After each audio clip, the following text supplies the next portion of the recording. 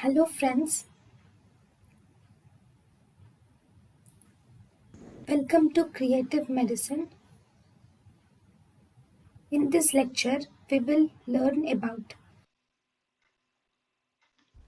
Hypothalamo-pituitary-ovarian axis causing secondary amenorrhea include hypothalamus causes like stress, anxiety, excessive physical exercise, anorexia nervosa, and bulimia nervosa. All these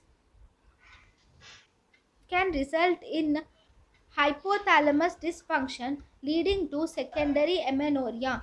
Hypothalamus produces gonadotropin releasing hormone. This gonadotropin releasing hormone activates anterior pituitary to produce luteinizing hormone and follicle stimulating hormone.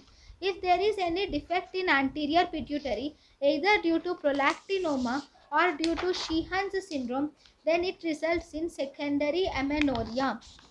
Now, the luteinizing hormone and follicle stimulating hormone will activate the ovary.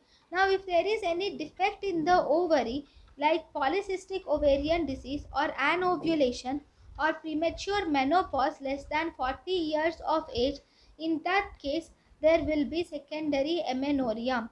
Estrogen and progesterone. If there is estrogen, the ovary produces estrogen and progesterone which acts on endometrium of uterus.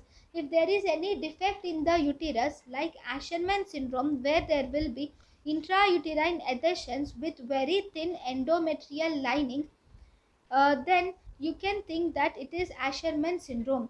Asherman syndrome is the most common cause of postpartum curettage. Postpartum curettage is the most common cause of Asherman syndrome. Postpartum curettage is the most common cause of Asherman syndrome.